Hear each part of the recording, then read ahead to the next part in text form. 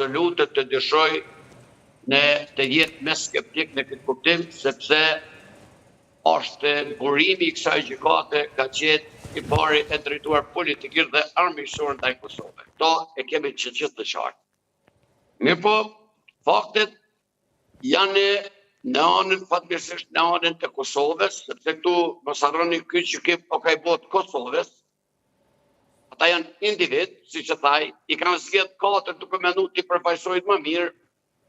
Dhe në këtë kuptim, unë mendoj që faktet janë aq të dukshme.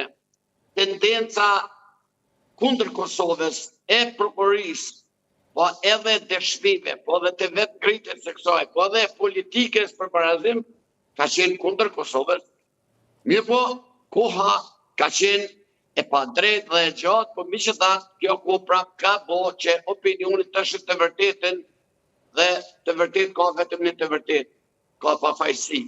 Ajo pëse unë mendoj dhe jam optimist që do të dalë dhe ata do të vinë, është sepse janë shtirë të gjitha nëndësisë për vetë fakti ma zhjetit se odave të Britanisë, vetë fakti që tha dhe avokati mos guzimi ballafaqimit, mos guximi i dalë të tyne, kjo është një dërzim.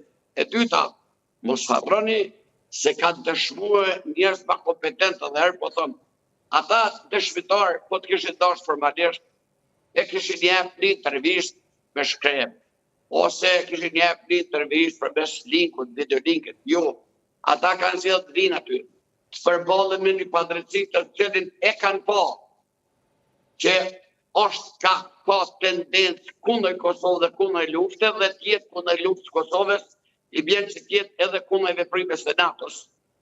Prandaj kanë ardhur dhe ata jo me mbrojt hashimin e Jakupin, e Reshit, e Kadrin.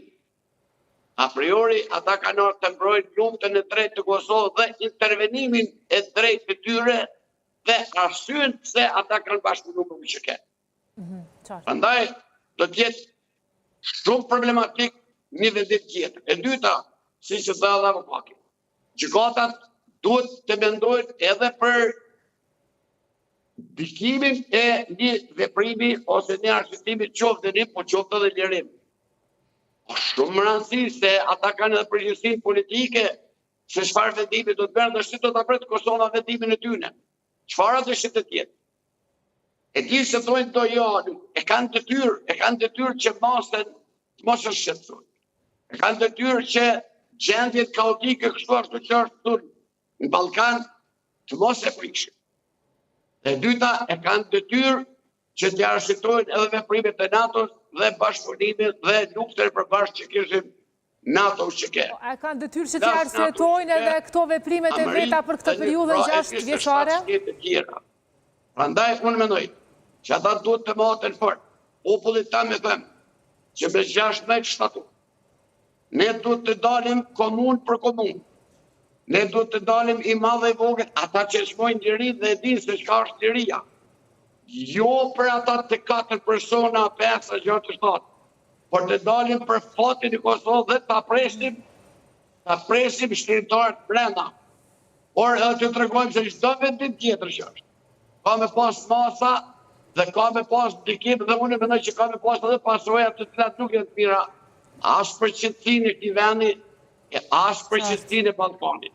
Se kur ne s'kemi qetësi, ne nuk kemi shtek që mendoj për qetësinë e të tjerëve, kështu ashtu në për kujtorin shqiptar, sepse është qetësi e brisht dhe ata besoj që e di mirë. Ne kemi 1000 arsye mos pranojnë vendim tjetër për pas një rusë, sepse faktet